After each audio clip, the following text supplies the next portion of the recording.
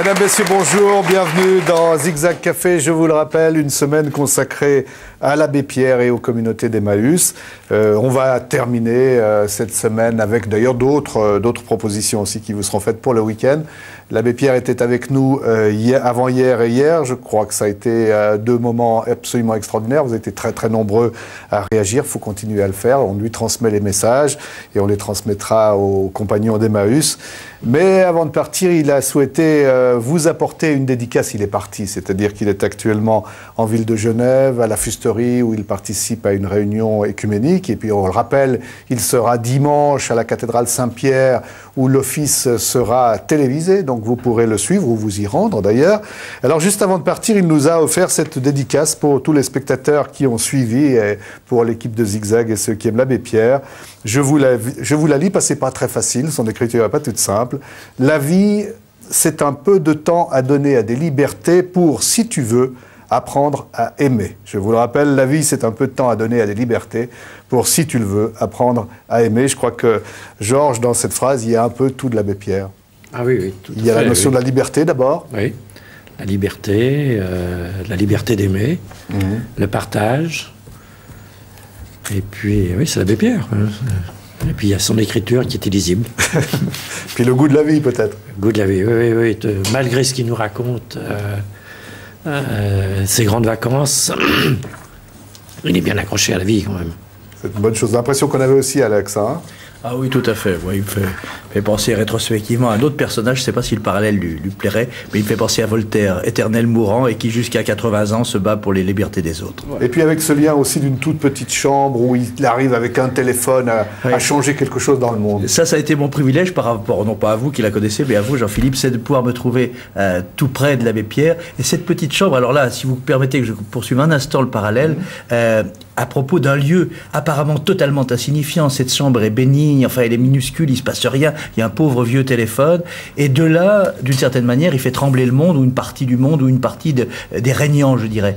Et il y a en France, sur les marges de Lorraine, un lieu qui s'appelle Cirey, c'est l'endroit où Voltaire, quand il était exilé de Paris, s'est réfugié avec Madame du Châtelet, et au dernier étage, sous les combles, il s'est construit un théâtre parce qu'il écrivait du théâtre. Et ce théâtre, c'est minuscule. Si vous montez sur scène, vous cognez la tête parce que c'est trop petit, il y a une dizaine de chaises en osier, ça n'a pas été changé depuis, il y a encore les décors d'époque qui sont misérables, et c'est fou de penser que de ce lieu-là, il faisait, Voltaire, trembler ou en tout cas réfléchir déjà le monde. Eh bien, de sa petite chambre, l'abbé, c'est la même chose. Et puis il y a peut-être des gens qui doivent rêver de lui couper le téléphone, non? Oui, ça doit arriver, il n'a pas que des amis. Il n'y a pas que des amis, non, heureusement. Heureusement. Ouchanga est avec nous parce que tout à l'heure, on va avoir un certain nombre de références bibliographiques par rapport à la communauté, par rapport à l'abbé Pierre. Pierre Maudet, c'est parce que vous vous occupez des projets de Signé 2000, vous nous expliquerez de quoi il s'agit. Et puis ça a un lien avec notamment la cérémonie qui se déroulera à Saint-Pierre dimanche. Vous réservez une petite surprise ou une grande surprise à la sortie de l'office. On parlera de jazz. On parlera de jazz avec des gens qui viennent pour le Jazz Marignac, un très jeune et très talentueux pianiste qui s'appelle Gabriel Zuffray et Lucia Albertoni qui en est une des organisatrices. Los Gringos, là aussi ça va être pour tout à l'heure dans l'émission, mais c'est un beau moment de chaleur et de nostalgie parce qu'il répète en Bretagne, mais en fait il faut une toute autre musique, Alex. Oui, en fait c'était les compagnons de Gilbert Favre, le Gringo, ce musicien suisse dont on a annoncé à ce micro même il y a moins d'un mois la mort. Il y a tout juste un mois. Il y a tout juste un mois. Et en fait, ils sont actuellement en Suisse pour une tournée simple, conviviale de commémoration, y compris ce soir et demain soir à Versoix.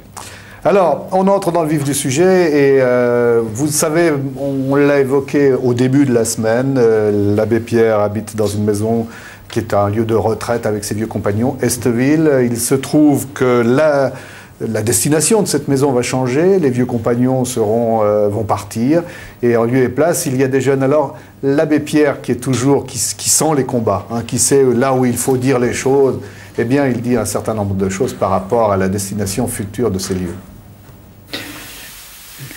Le Parlement a voté une loi pour remédier au déficit de la sécurité sociale qui diminue les prix de journée pour les personnes âgées.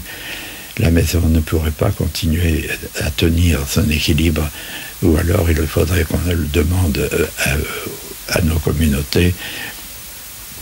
Mais une autre formule est heureuse. Nous étudions la possibilité de mettre la maison tout entière telle qu'elle est, tout en gardant les compagnons qui désirent y rester jusqu'à la fin de leur vie, mais la maison deviendrait un lieu d'accueil de cette jeunesse complètement désemparée qu'on voit arriver la nuit dans les centres d'accueil et repartir tôt le matin, avec lesquels il n'y a aucun moyen de conversation pour essayer de leur trouver un projet. Et la décision est prise maintenant avec les autorités sociales de Paris. Il y aura ici 3 ou 4 éducateurs en permanence et des groupes de jeunes, de ces adolescents de 20 ans qui séjourneront ici avec des ateliers où ils gagneront leur vie et en même temps dans les conversations avec les éducateurs pouvant être aiguillés chacun vers un avenir. Donc je pense que ça restera tout à fait dans la ligne de ce que le mouvement Emmaüs essaye de faire en s'adaptant à chacune des détresses les plus pressantes. Cette détresse des jeunes de 20 ans qui n'ont jamais trouvé de travail, qui ne peuvent pas espérer se marier parce qu'ils n'auraient pas de logis, etc. C'est certainement une des plus grandes détresses actuelles de nos sociétés qui furent développés, qui maintenant payent cher par le chômage, les avances que, souvent impitoyables, on a pris sur les autres parties du monde, qui prennent en quelque sorte leur revanche sur le plan du travail. Alors Georges, ce qui est touchant, c'est que l'abbé Pierre va donc voir ses vieux compagnons partir, on verra tout à l'heure dans quelles conditions, ou comment les choses vont se résoudre, mais par ailleurs, lui, va rester. Il va garder sa chambre, si j'ai bien compris, et il va avoir un contact avec ces jeunes. Oui, c'est un bouleversement sûrement pour lui, et puis c'est l'avenir, quoi. Ça bouge. Je crois que les communautés, c'est pareil. Donc, la première communauté à 50 ans, et le travail, tout a bougé déjà. En 50 ans, on fait totalement autre chose. Et on s'adapte. On pourrait imaginer quand même, il a 87 ans, vous nous l'avez dit, il est fatigué, vous êtes mieux placé que quiconque pour l'observer. Et puis, non, il va se retrouver quand même dans un milieu qui va un peu le déranger dans ses habitudes. Et pourtant, il va le faire. Ah, je crois qu'il est... D'abord, ça ne va pas le déranger du tout. Ça va, évidemment, il va s'adapter. Et puis, je crois qu'il est partant. Il sera comme ça jusqu'au bout, et heureusement, quoi, hein. Je crois qu'il est toujours un combat en avance. Et comme dans tous ses écrits, il a toujours une petite longueur d'avance. Et puis, je crois que c'est un visionnaire. Pas un prophète, c'est un grand mot, mais c'est quand même quelqu'un qui a une vue, une perspective. Alors, quelquefois, on a reçu beaucoup de lettres de soutien, de gens qui trouvaient cette rencontre magnifique. Et je crois qu'hier, quand même, moi, je peux le dire à titre personnel, Zigzag, n'est-ce pas, Alex, dure depuis maintenant 2 ans et demi au moins, et qu'on a eu le sentiment que c'était un des plus beaux que nous avions pu vivre. Mais des gens nous ont dit, allez, vous n'allez pas trop vite, vous n'allez quand même pas canoniser cet homme qui a un certain nombre de défauts. Oui, il a des défauts, mais il a les défauts de ses qualités. Oui, je vois à quoi vous voulez faire allusion. Et pour répondre d'un mot à cette personne assez désagréable, et qui s'est mal tombée, parce que me traiter d'antisémite alors que ma grand-mère s'appelle Mosbrugger, c'est un peu, à moins que je sois masochiste, ou je veux me mutiler moi-même, mais c'est un peu déplacé. Ça donne quand même juste une petite indication, ça. Vous êtes compagnon d'Emmaüs, vous êtes, on l'a dit, extrêmement proche de l'abbé Pierre, on le sait, vous avez des contacts quasi filiaux. Vous êtes de Lyon. Vous nous avez raconté le courage de l'abbé Pierre s'engageant pour sauver des réfractaires et des juifs pendant la guerre. Et puis vous nous dites maintenant, ma famille aussi était à Lyon et aussi était juive. Oui.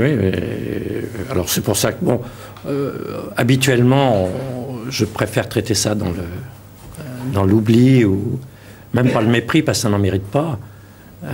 Mais moi, je suis né, donc j'ai aucune expérience de la guerre. Je suis né le 1er septembre 1943, donc fin de la guerre, j'avais même pas 1 an pour Lyon. Mais je sais que mes parents ont vécu dans une cave de 1942, je crois, quand la zone sud a été occupée, jusqu'en 1944. Je suis né donc dans une cave. C'était pas par hasard qu'ils ont vécu. Ils se sont cachés, ils ont été aidés par un tas de gens. Alors bon, qu'on me traite d'antisémite, pourquoi pas, ça me passe. Et ce que je voulais dire pour parodier un grand général français, De Gaulle, quand il parlait de sa fille qui était handicapée, il disait elle m'a aidé à voir plus haut. Moi, je crois que l'abbé Pierre m'aide à voir plus haut. Merci Georges. Sur ce plateau, il y a deux jeunes qui travaillent, qui sont en train de travailler, enfin ils étudient, vous allez préciser, prenez le micro. Hein. On va demander d'abord à Gauthier Lévraire et puis ensuite on demandera à Sophie Cavaïs, parce que vous êtes avec nous depuis le début de la semaine, vous êtes dans la communauté d'Emmaüs comme étudiant depuis quelques semaines, alors on ne va pas vous demander de nous expliquer toutes les conclusions auxquelles vous êtes arrivés, nous on aimerait juste l'impression que vous avez. Qu'est-ce que pour vous, deux jeunes, ça vous a apporté de rencontrer les compagnons, de rencontrer Georges, de rencontrer l'abbé Pierre? D'abord, je crois qu'on a été très bien accueillis par les compagnons. Ils sont très chaleureux. Il y a une très bonne ambiance là-bas. On sent qu'ils sont solidaires les uns les autres pour s'aider dans la misère quand ils sont arrivés. Et sinon, je crois que cette semaine, ça m'a beaucoup apporté d'entendre l'abbé Pierre, que je n'avais jamais rencontré ni écouté avant. Et je crois qu'il reste tout le temps en phase avec l'actualité. Et on voit qu'il s'occupe toujours des jeunes et c'est bien, quoi. Il a compris que c'était l'avenir de notre société, en fait. Sophie. Oui, moi j'ai été très émue par cette semaine. Déjà d'avoir rencontré l'abbé Pierre, c'était quelque chose d'assez assez exceptionnel. Et puis c'est vrai qu'à la communauté, on a été très très bien accueillis en tant que stagiaires. Donc, où faites-vous vos études? À l'Institut d'études sociales de Genève. Et quel est l'objet ou le sujet de votre étude? Voilà, alors nous étudions la précarité, la pauvreté. Nous sommes donc en contact avec les compagnons tous les jours, en travaillant avec eux, nous travaillons... Question à l'un et l'autre, qu'est-ce qu'ils vous ont appris, ces compagnons, déjà en un petit séjour de 2 à 3 semaines? Surtout la solidarité, parce qu'ils nous aident beaucoup, ils nous demandent toujours si on a besoin d'un coup de main, si on a besoin d'informations. Ils sont petits soins pour nous, quoi. Gauthier aussi, vous êtes d'accord? Ouais, moi, c'est l'humilité, quoi, vraiment. Ouais. On sent qu'ils sont tous très soudés, et puis il y a jamais ils travaillent beaucoup, ils sont vraiment contents d'être là. On sent que ça les remet dans un cadre. Puis pour eux, c'est très important, quoi, de pouvoir travailler à la communauté, quoi. Merci à tous les deux et puis bonne réussite dans votre travail. Alex, si on allait retrouver d'autres compagnons? Oui, on va retourner à Esteville parce qu'il y a parfois un petit peu les gens qui travaillent dans l'ombre et parfois ce sont même des Suisses. Regardez, nous sommes à Esteville. Alors, voici une jeune fille, et cette jeune fille qu'embrasse l'abbé Pierre, c'est l'une des 6 filles d'un Suisse qui s'appelle Gérard Corpato. Gérard Corpato qui est un petit peu le Deus ex machina d'Esteville, et qui est en fait un homme qui, venu de Suisse, a commencé par faire le tour du monde avant de découvrir Emmaüs. À l'époque, c'était pas un tour du monde en voiture, c'était un tour du monde en stop. Et aujourd'hui, c'est lui qui s'occupe depuis plusieurs années d'Esteville et de cette maison des anciens compagnons. J'ai découvert Emmaüs, c'est au cours d'un voyage de 6 ans autour du monde que j'ai effectué avec mon frère, des années 71 à 77. Et donc, c'est au cours de ce voyage que nous avons découvert Emmaüs, surtout dans le tiers-monde, au Pérou. Et petit à petit, nous avons découvert un sens à notre vie. Et au retour, nous avons rencontré l'abbé Pierre et nous lui avons simplement demandé où est-ce qu'on pouvait être le plus utile dans le mouvement. Et puis, quelque temps après, il n'y avait plus de responsable ici. Et l'abbé Pierre nous a demandé, avec Geneviève, de venir nous occuper de la maison de retraite des anciens Emmaüs. Voilà un petit peu en survol l'expérience, ce qui nous a amenés ici à Esteville, en Normandie. Dans quelques mois, sous ce toit, il y aura moins d'anciens et quelques jeunes, des gens très jeunes même. L'abbé Pierre conservera sa chambre. Vous pensez qu'il arrivera à échanger avec les jeunes? De ce côté-là, je pense qu'il n'y a pas de problème. Je crois que c'est quelqu'un qui a toujours su parler aux jeunes et qui, partout où il est passé, moi j'ai toujours été émerveillé de voir sa capacité de faire passer aux jeunes le message d'Emmaüs, le message le message du service, de l'entraide et de l'amour, quoi. Hein. Et je pense de ce côté-là, il n'y aura pas de problème. Hein. Et de savoir aujourd'hui que cette maison va pouvoir continuer à être utile encore dans l'accueil des jeunes, cette fois-ci, eh bien, quelque part, ça nous rassure. Maintenant, tout n'est pas terminé, puisqu'il faut encore accompagner ceux qui souhaitent partir et faire en sorte que dans le nouveau projet, quelques-uns qui souhaitent vraiment rester puissent le faire aussi, quoi. Ouais. Mais vous ne serez plus de cette partie du voyage? Non, parce que je pense que nouveau projet, nouvelle équipe, je pense que quelque part, on ne s'improvise pas éducateur spécialisé. C'est des jeunes en grande difficulté, je crois, qui ont besoin de compétences et d'être entourés de gens compétents et vraiment au sommet des possibilités qu'on peut leur offrir aujourd'hui, quoi. Hein. Je pense qu'il y a beaucoup de choses à faire dans le mouvement. On double les équipes de responsables. Je pense que je me remets à disposition du mouvement, là où il y aura besoin. Georges, on voulait vous poser une question parce que des téléspectateurs nous ont interpellés à ce propos. Ils disaient, on a vu l'aura et la présence de l'abbé Pierre. Est-ce qu'il suscite encore des vocations? Est-ce qu'il y a des jeunes comme M. Corpato, il y a un certain nombre d'années, qui disent, maintenant, allez, j'y vais comme vous l'avez fait à partir de 64. Est-ce qu'il y a des jeunes qui s'engagent dans le mouvement pour la relève? Ah oui, alors honnêtement, moi je suis un vieux croulant dans l'équipe des responsables, quoi. Non, enfin, sur 120 communautés qu'il y a en France, je crois que l'âge moyen des responsables, ça doit être 35 ou 36 ans. Ouais. Il y a quelques vieux dinosaures, mais c'est tout. Non, il n'y a aucun problème. C'est passionnant.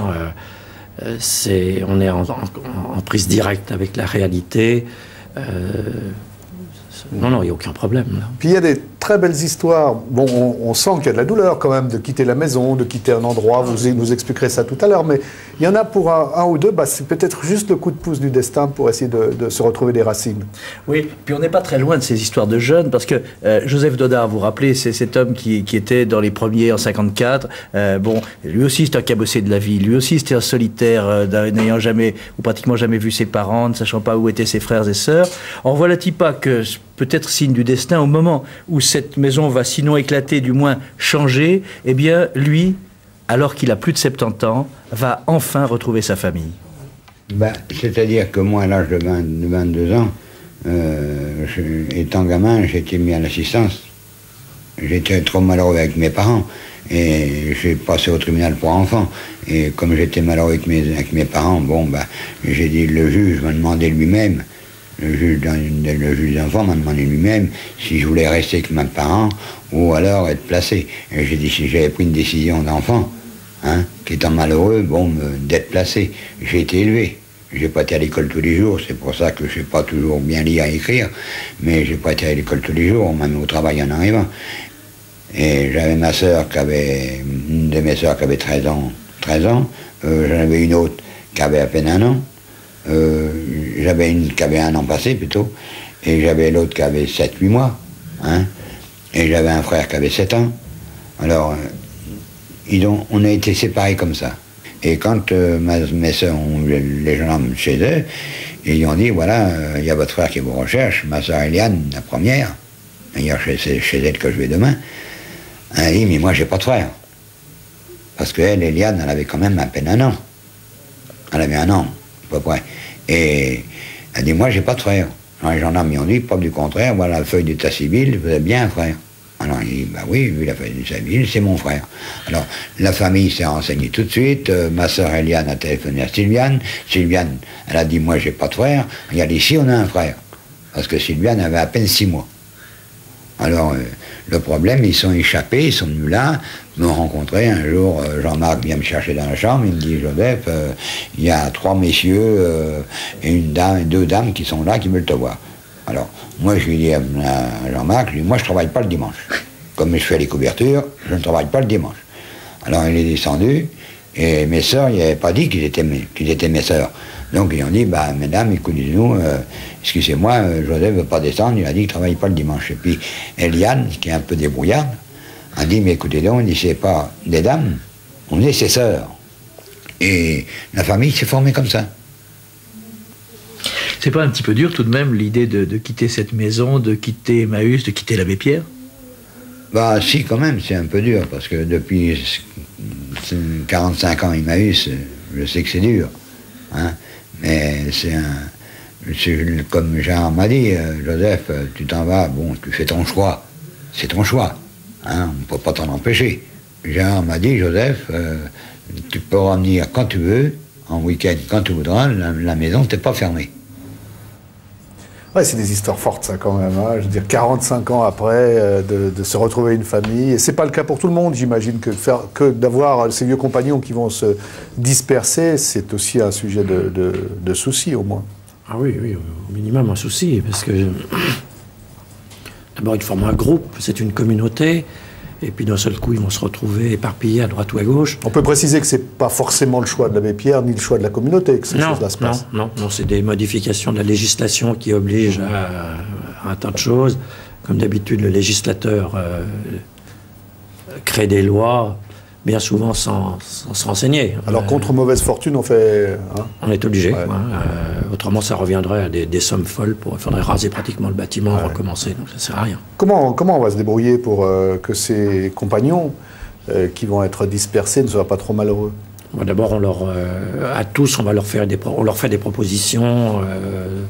On parlait l'autre jour de Pierre, qui a été compagnon chez nous. On lui a proposé spontanément de revenir. Mais bon, il a d'autres souhaits. Peut-être qu'il reviendra chez nous, temporairement, avant qu'on retrouve autre chose. Donc la solidarité va jouer là aussi, naturellement. Ah bah totalement, oui. Alors, ouais. Puis il y avait une belle séquence, à propos de cette semaine, il y a une belle séquence et on avait envie de vous la remontrer parce que Alex, très malin, avait des images à ce propos et on va revenir, Alex, sur un moment fort de la rencontre avec l'abbé Pierre, c'était mercredi. Oui, absolument. C'était mercredi et écoutez ce qu'il disait de ce lieu et du cimetière qui est finalement un lieu de vie à Esteville, du lieu de vie de la communauté. Le cimetière est autour de l'église et quand nous n'avons pas réfléchi que, étant là, avec une communauté de vieillards et d'handicapés, il y aurait bien des décès. Nous n'avons donc pas pensé à faire un caveau. On a simplement pris à la commune une parcelle de terrain du cimetière.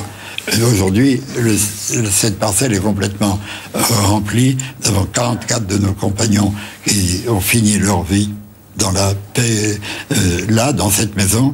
Et un jour, on dit aux chiffonniers qui passaient dans une commune, débarrassez-nous de cette grande caisse qui traîne, on ne sait pas ce que c'est. Et elle est là depuis avant la guerre. Et quand on l'a ramené, la caisse, on l'a ouverte, et il y avait dedans un Christ en fonte de taille humaine, les bras étendus, il n'y avait qu'à le fixer sur une croix.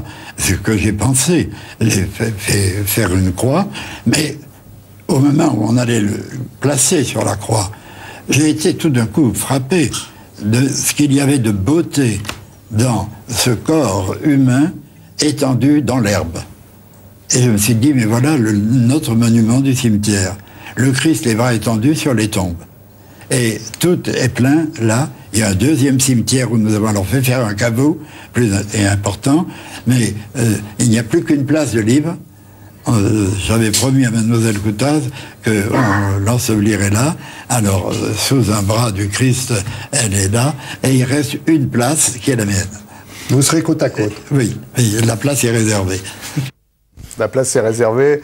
Georges, d'abord de manière générale, c'est vrai que vous avez ce contact extrêmement étroit avec l'abbé Pierre, et puis il y a quand même l'appréhension de le voir disparaître. Évidemment, je ne peux pas vous dire que je vais danser de joie le jour où je vais apprendre son décès, mais c'est très contrasté parce que d'abord, je plaisante depuis quelques années à dire que peut-être c'est moi qui l'attendrai. Ce qu'on ne vous souhaite pas naturellement. Oui, non, mais là, bien sûr, mais je trouve que ce serait assez drôle. Mais bon, c'est un homme de foi, et puis je comprends très bien son désir de retourner vers le Père et de remettre sa tête. Il avait une image très belle, disant que le retour, c'était comme un enfant qui se blottissait contre sa mère, et je crois que pour lui, c'est son désir, et je le respecte totalement. Évidemment que on sera très mal le jour où il part. Non pas parce que pour l'avenir du mouvement est assuré, il n'y a aucun problème, mais parce qu'on perdra quelqu'un avec qui on a dialogué, et qui nous a aidés, et puis qui était présent tout le temps. C'est ça, parce que on a beaucoup dit, vous nous avez dit au cours de la semaine que l'abbé était fatigué, qu'il devait se reposer. On a vu un homme qui sait, dans les circonstances qu'il faut, montrer énormément d'énergie, mais je crois savoir aussi que c'est un homme qui reste très attentif aux soucis des autres. Il a des contacts avec vous, avec d'autres compagnons, il s'enquiert encore des choses qui passent. Vous avez un dialogue. Ah oui, totalement. Oui, on a un dialogue. D'abord, moi j'ai une vieille habitude que je détiens de mon éducation avec les jésuites, de faire des rapports aux supérieurs. Je le fais régulièrement, mais ce n'est pas des rapports. Disons que je lui explique comment se passe la vie à Emmaüs, à Genève. Bon, il ne me répond plus parce qu'il ne peut plus écrire. Vous avez bien vu, c'est illisible. Mais bon, on se téléphone, on se voit de temps en temps. Et effectivement, il est toujours attentif à un tas de choses, à des petits détails. Comment vont les enfants, qu'est-ce qui se passe, à la communauté, comment vont les compagnons, un tel qu'il a connu, quoi. Dernière chose qui nous a beaucoup frappé, il était avec nous 2 jours, le souci de la préparation, le souci de l'effet, le souci de se dire, il est reparti avec l'impression que ça s'était bien passé, mais il s'interroge, il se dit, est-ce que j'ai bien fait de dire ça? Est-ce que je devrais le dire d'une autre manière? Il aurait pu se dire, j'ai fait une émission de télévision de plus. Non, je ne crois pas qu'il ait fait une émission, enfin, il a fait une émission de télévision, mais disons que c'était pas, à mon avis, ce n'était pas une émission de télévision qu'il a fait les 2 jours où on a eu la chance de la voir. C'était plutôt je ne voudrais pas dire un testament, mais disons qu'il a dit ce qu'il avait à dire. Il aurait dialogué pareil dans une autre circonstance, je suppose. Et puis, c'est un homme anxieux. D'abord, il est très anxieux par rapport à Saint-Pierre. Donc là, ce qui va se passer dimanche. Ce qui va se passer dimanche. Il est très... Il ne sait pas comment s'habiller, il ne sait pas comment ça va se passer. Enfin, on lui explique ça. Et puis, il a toujours peur de décevoir. Quand on est rentré hier après-midi, il avait l'impression qu'il n'avait pas répondu à vos questions. Ce qui était faux. Complètement faux. On va parler de livres avec Shanga. Il y a peut-être un premier texte qu'elle n'a pas dans les ouvrages qu'elle va nous présenter, qui est Testament, justement, de l'abbé Pierre. Moi, je trouve un texte absolument superbe, d'ailleurs, qui nous a été offert par la personne qui faisait votre rubrique avant vous, c'était Laurent Huguenin. En 2 mots, ce texte-là, c'est une des belles lectures des textes de l'abbé Pierre. Je crois, oui, il est très content de ça, parce qu'en plus, un jour, on blaguait et disait qu'on le trouvait maintenant dans les librairies, dans les gares. Il disait, à côté des polars, il y a l'abbé Pierre. Ah oui, non. Et puis, alors, il y a des chapitres magnifiques sur la solitude, sur la tendresse, quand il dit à quel point un certain nombre de choses ont été difficiles pour lui. Simplement le fait du vœu de chasteté, par exemple, du rapport à la femme. C'est clair. On a un dialogue sur ce sujet depuis des années. C'est clair pour lui, c'est très dur la solitude. Après le départ de Mademoiselle Coutaz, il s'est retrouvé seul. Il a eu beaucoup de... Il n'y avait pas d'ambiguïté, c'était vraiment... C'était la chef à côté de lui. Il nous a expliqué que les téléspectateurs se rassurent. Non, là. Ceux qui l'ont connu n'ont aucun doute. Non, c'était... Mais c'est vrai que... on faisait les réunions d'Emmaüs International pendant de nombreuses années à Genève, à l'hôtel Terminus. C'est vrai qu'il était seul. Ça nous brisait le cœur quand on avait fini de le laisser seul, des choses comme ça. Mais aussi d'un autre côté, on en parlait encore ce matin, le célibat a quelque chose de bon, enfin pour les gens d'église, c'est leur disponibilité.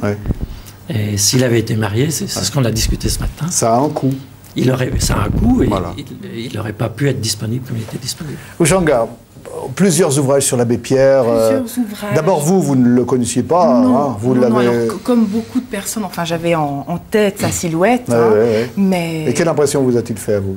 Moi, j'ai été bouleversée. Tous les jours de cette semaine, que ce soit par les reportages qu'on a vus, évidemment, les moments où il était sur le plateau, c'était pour moi, c'était une révélation, cette générosité. C'est surtout ça, cette générosité, l'amour de l'autre, et ce que j'ai retrouvé dans les livres Dites-nous, qu'il là, a vous en avez écrits. quelques-uns. Alors là, bon, on avait vu dans un reportage, où on voit le pasteur McComish préparer la célébration Attention, de... Bill et nous du rugby, et s'il y a...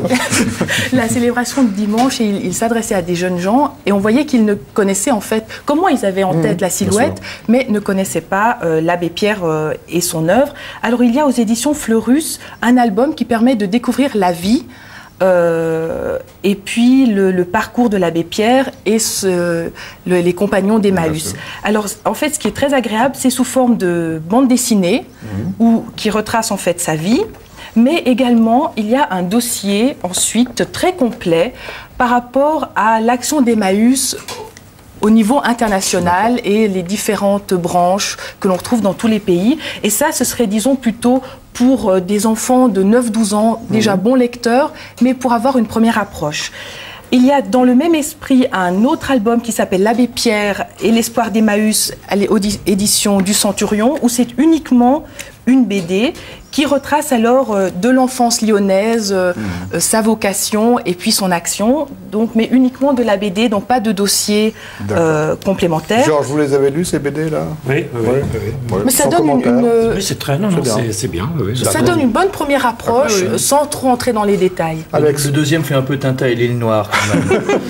Bon, il y a de ça. Vous avez encore d'autres indications pour les jeunes qui voudraient, oui, ou alors, ceux qui voudraient pour ceux qui sont plutôt adolescents, donc qui ont déjà une bonne maîtrise, mais alors il y a aux éditions Hachette un très chouette livre qui s'appelle L'Abbé Pierre et qui répond en fait aux questions qui, quand, quoi, comment. Alors, qui est l'abbé Pierre? Qu'a-t-il fait? Comment son action a influencé cette seconde partie du siècle? À quoi correspond Emmaüs? Donc des réponses claires, concise, il n'y a pas d'illustration, mais la mise en page est extrêmement agréable. Donc ça, pour des adolescents, c'est vraiment... Et puis même pour ceux qui ne le sont pas et qui n'ont pas, qui connaissent pas l'œuvre et qui n'ont pas beaucoup, ça fait une bonne synthèse. Et puis mon coup de cœur cette semaine, c'est Abbé Pierre, mes images de bonheur, de misère et d'amour. Alors je pense que vous le connaissez. C'est de Pierre Lunel, et là on trouve... l'abbé Pierre a mis à la disposition de l'auteur des photographies de ses archives, des photographies qu'il a prises lui-même lors de ses voyages à travers le monde. Et le livre est en deux parties. Une première partie, c'est plutôt une biographie, et une deuxième partie où on voit l'abbé Pierre sillonner le monde, aller à la rencontre d'autres personnes de sa facture, de sa générosité. Et c'est une iconographie remarquable, avec des photos en noir et blanc qui sont magnifiques. Et pour terminer, l'abbé Pierre, l'insurgé de Dieu, qui est, semble-t-il, encore la référence au niveau de la biographie. L'insurgé de Dieu, vous pensez que c'est la référence? Pierre Lunel a fait un travail extraordinaire. Et ce qui est... il a mis le temps, c'est vraiment... Très bien. Je crois que c'est vraiment un travail qu'ils ont fait à deux. L'abbé Pierre lui a mis à disposition ses carnets intimes, des documents très personnels, dont on retrouve des extraits. C'est extrêmement précis et ça se lit vraiment comme un roman. 708 99 00, vous pouvez nous téléphoner, on peut vous donner toutes ces informations sur le télétexte aussi. Et puis Pierre Maudet est avec nous. Pierre Maudet appartient à ce mouvement désormais qui s'intitule Signé 2000. Vous nous rappelez ce qu'est Signé 2000? Alors Signé 2000, c'est le comité Genevois d'organisation des fêtes de l'an 2000. Voilà. Où en fait on a saisi le prétexte de l'an 2000 pour mettre la ville sans dessus-dessous durant toute l'année 99. Avec une surprise par jour. Une surprise par jour. Et donc... si vous êtes sur ce plateau, c'est qu'il y aura une surprise dimanche. Hein, tout à fait. Vous travaillez aussi le dimanche? On travaille tous les jours. J'ai encore 342 surprises à organiser, donc ça en fait beaucoup. Et dimanche, alors je vais juste lever un coin du voile, sinon ce n'est plus une surprise. Les gens qui viendront au culte à 10h, quand ils en sortiront à 11h, eh bien on les attendra à la sortie avec les compagnons d'Emmaüs et avec un grand distributeur pour une surprise de toute beauté et de grande échelle. Voilà.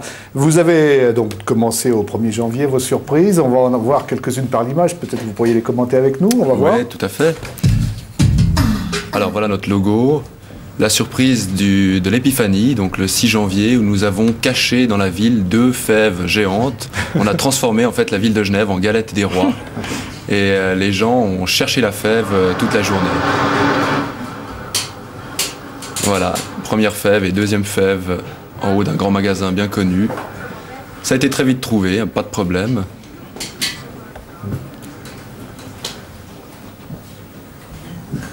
Voilà. Et qu'est-ce qu'on gagnait quelque chose? On gagnait des bons dans ce grand magasin. D'accord. Autre surprise. Deuxième exemple de surprise. On marque toujours notre passage d'un tampon, bien sûr. Et ici, vous êtes dans le plus grand centre de jeux vidéo de Genève et qui faisait des jeux gratuits pour toutes les personnes âgées pendant une journée. Et ces personnes âgées étaient initiées par le club d'adolescents. Et ça a marché du tonnerre de Dieu, c'était formidable. Hein. Voilà, on voit nos aînés passionnés. On avait la peine à les faire sortir à la fin. Elles ont continué les jours suivants, peut-être? Alors, c'était plus gratuit, mais je pense qu'elles reviendront. Ouais. Ah oui, c'est extraordinaire, ça. Voilà, elles pouvaient se défouler. Avec plus ou moins de bonheur. En effet. Voilà. Mais les personnes âgées étaient initiées par les jeunes de ce magasin. Troisième surprise. Troisième exemple, c'est un match d'improvisation qu'on a organisé dans la gare de Cornavin, qui a réuni plus de 300 personnes. Par surprise, on a investi les lieux, le hall central de la gare, et c'était un match qui opposait l'équipe genevoise à l'équipe vaudoise. Nul besoin de préciser que c'est les Genevois qui ont gagné, évidemment. Enfin, pour une fois que les Vaudois pouvaient l'ouvrir à Genève, c'était déjà bien. Et ça a eu un très très grand succès. Merci. Alors bon, on peut rappeler que votre grand projet, naturellement, c'est le 31 décembre 1999. Là, c'est toute la ville que vous allez investir. Et qu'est-ce que vous proposerez en 2 mots? Alors, on prépare la fête du 31 sur 5 sites à Genève autour du thème des 4 éléments, donc l'eau, l'air, le feu, la terre. Et le 5e élément qu'on rajoute nous, c'est le temps. Et donc, ça se passera sur 5 sites qui correspondront à ces éléments, avec 5 ambiances musicales différentes, 5 gastronomies différentes. Et la fête sera complètement populaire et gratuite surtout. Alors, on vous attend pour d'autres surprises, parce que je trouve que c'est très amusant. Vous avez vu, Georges? Oui. Moi, je trouve que le coup des personnes âgées que vous initiez à des jeux vidéo, c'est extraordinaire. Ouais. C'est vous qui avez les idées, ça se discute en gros? Alors, la plupart des idées, c'est nous qui les avons au sein du bureau des surprises, puisqu'on a créé, après le bureau des autos, le service des passeports, le bureau des surprises, qui fonctionne très bien, et c'est nous qui les avons, qui les proposons à nos partenaires. Merci beaucoup. Merci. On va changer de sujet, puis on va rester dans une certaine tonalité, parce que c'est vrai, et puis on a envie de le redire ici, parce qu'on sait que sa femme est sur ce plateau. Nous avions beaucoup d'affection pour un musicien qui s'appelait Gilbert Favre. Si je dis qu'il s'appelait Gilbert Favre, c'est qu'il a disparu il y a 1 mois. Gilbert Favre nous a initiés à la musique et au chant de l'Amérique latine. Il ne l'a pas fait tout seul, il l'a fait avec un groupe qui s'intitule Los Gringos, qui est d'ailleurs sur ce plateau. Alex, qu'est-ce qu'on peut dire de Gilbert ? Ce qu'on peut dire, c'est que c'est quelqu'un qui a fait découvrir cette musique à un moment où elle était parfaitement méprisée partout dans le monde, et du même coup, je dirais, en partie même dans ces pays d'origine qui sont en fait l'Amérique andine. Donc finalement, cet homme a ouvert une peña, une boîte, un café à chansons à La Paz, en Bolivie. Ça a été un très très grand succès. Et auparavant, il avait eu une particularité, c'est de rencontrer celle qui a été l'âme et de la résurrection de la chanson populaire latino-américaine et chilienne en l'occurrence, qui s'appelle Violeta Parra, et chacun connaît bien sûr sa chanson Gracias a la vida. Alors on va faire plus ample connaissance avec eux tout à l'heure. On peut déjà préciser qu'ils sont ce soir et demain soir en concert cave de Bon Séjour à Sauverny, c'est donc à Versoix. Mais je vous propose que vous puissiez vous produire d'abord. Merci messieurs.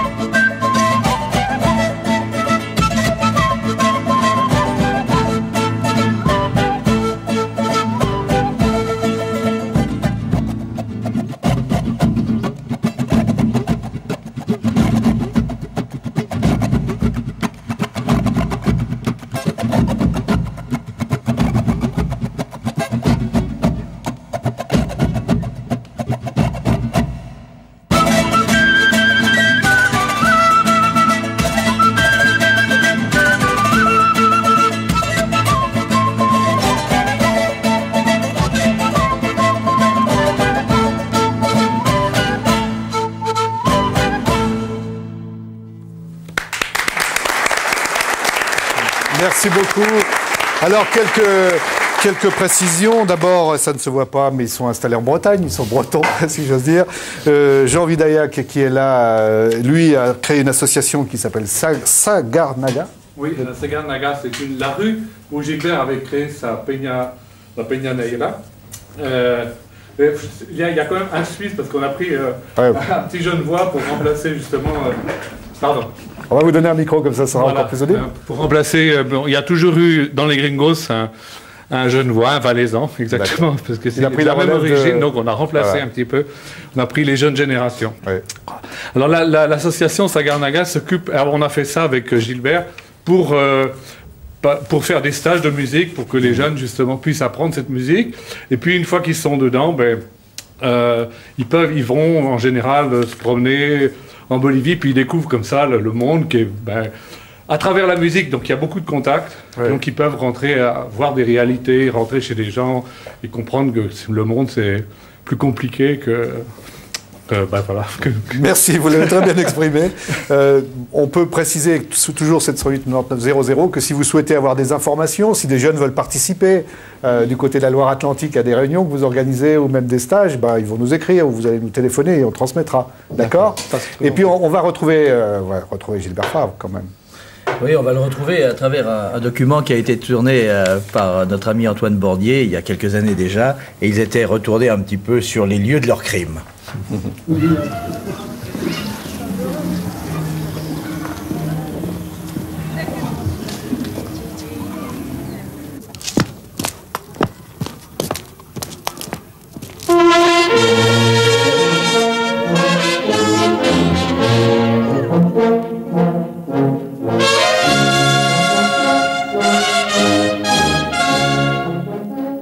L'Amérique du Sud, à Carouge, c'était quelque chose qui tournait dans ma tête.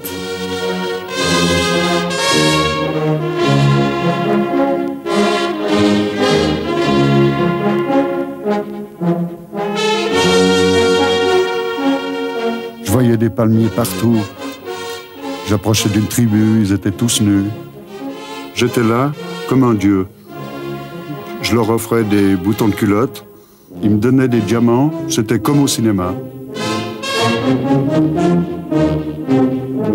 J'étais comme un dieu, enfin c'est ce que je croyais, parce que l'Amérique du Sud, je l'ai découverte avec un ethnologue, avec ses cailloux, ses momies. J'ai tenu 4 mois dans le désert d'Atacama. Un jour, je me suis tiré à Santiago avec ma clarinette. Voilà, très, très beau reportage d'Antoine Bordier. Et puis, il y a, comme vous le disiez tout à l'heure, compagne de Gilbert Favre à cette époque, quelqu'un qui va énormément compter dans la musique. Oui, c'est Violeta Parra. Elle avait 20 ans de plus que Gilbert Favre. Et puis la rencontre, c'est dans les années 55, comme ça. Et en réalité, c'est un petit peu elle qui va donner l'influx à toute la musique traditionnelle et populaire latino-américaine et en particulier chilienne, puisqu'elle va aller à la recherche, elle va faire ce qu'on appelle de la récompilation, elle va aller à la recherche des sources de la musique populaire. Et je pense que si ensuite ils ont fait un bout de chemin ensemble, elle est d'ailleurs allée chanter finalement dans la Peña de Gilbert Favre à La Paz, et bien c'est parce qu'ils ont vraiment l'un et l'autre, chacun à sa manière, apporté. Alors on a là aussi un document avec Violeta et sa guitare, ou plus exactement, je crois, son charango.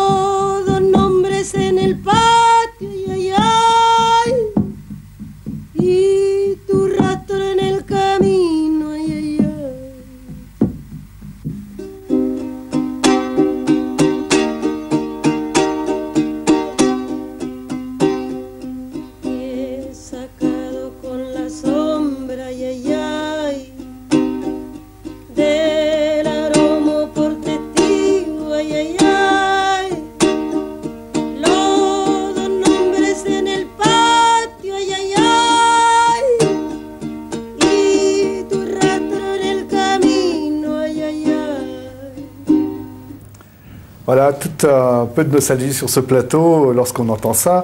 On peut préciser, Barbara Favre est sur ce plateau, elle nous l'a dit, en préparation des disques, un livre autour d'El Gringo, comme on disait à l'époque, un homme qui nous manque là parce qu'on l'a beaucoup rencontré dans le quartier où nous vivons et on trouvait qu'il avait lui aussi, peut-être petit lien avec l'abbé Pierre de cette semaine, un sacré goût de la liberté.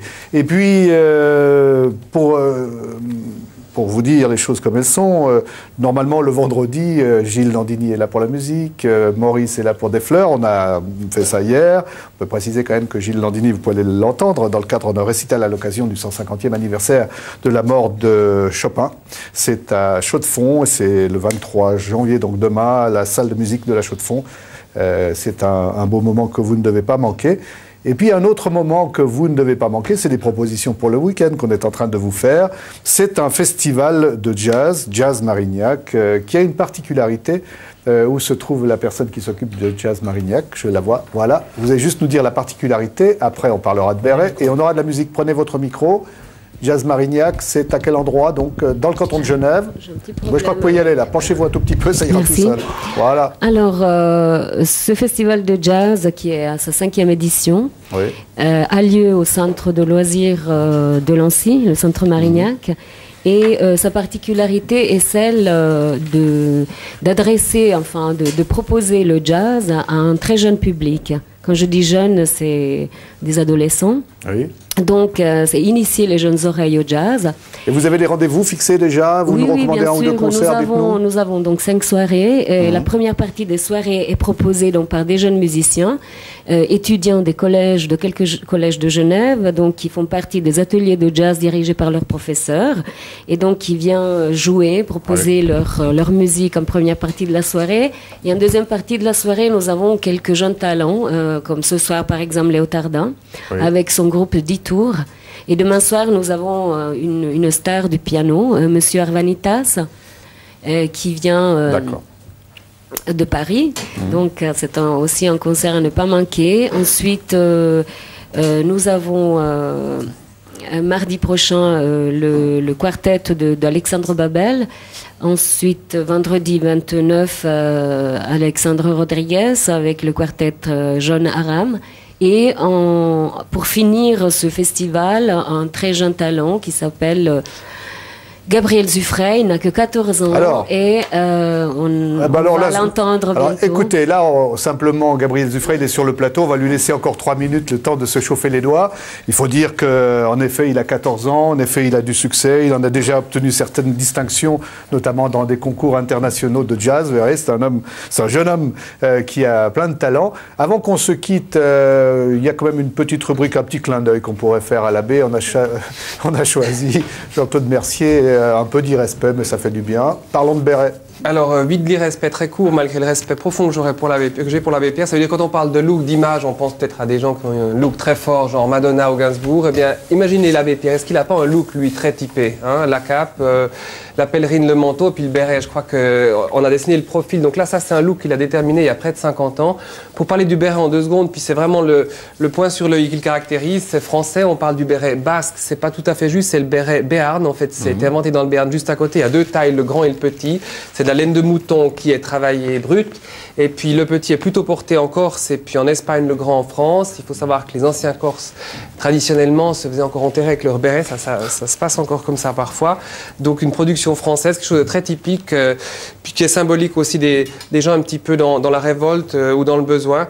2-3 exemples là de bérets avec des petites marques un peu plus connues, en couleur, comme on les fait maintenant, même des bérets haute couture, puisque la couture ou la mode n'est qu'un éternel retour. C'est repris par certaines grandes marques, évidemment, ou du velours pour les dames, enfin des choses comme ça. Les jeunes, bien évidemment, l'utilisent de nouveau beaucoup par rapport à la musique, le rap et d'autres choses. Un livre encore, pour parler du béret toujours, c'est Philippe Jouvion qui a fait ça chez Rouergue. Un livre très drôle puisque, bon, normalement, évidemment, il y a la description du béret, l'origine et tout.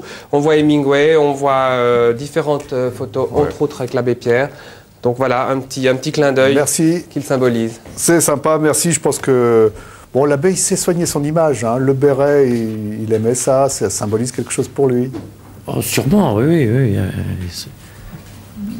il se promène toujours avec son béret, sa canne, sa cape. Enfin, la cape un peu moins maintenant, mais c'est vraiment l'image typique de l'abbé Pierre. On rappelle que l'abbé Pierre sera dimanche à Saint-Pierre, que Georges Chevieux y sera aussi, qu'il y a un certain nombre d'entre nous qui allons nous y rendre et que vous pouvez vous y rendre aussi, ou que vous pouvez suivre cet événement majeur, à savoir la conclusion de la semaine d'unité de prière. Bien, vous allez pouvoir le vivre également à la télévision. Ce sera retransmis en direct. Je vous rappelle sur ce plateau Gabriel Zuffray, il a 14 ans, ça l'empêche pas d'avoir été lauréat du concours international de piano jazz Martial Solal à Paris, c'était en 1998. Et puis il va nous interpréter, on l'en remercie, une de ses compositions. C'est à vous.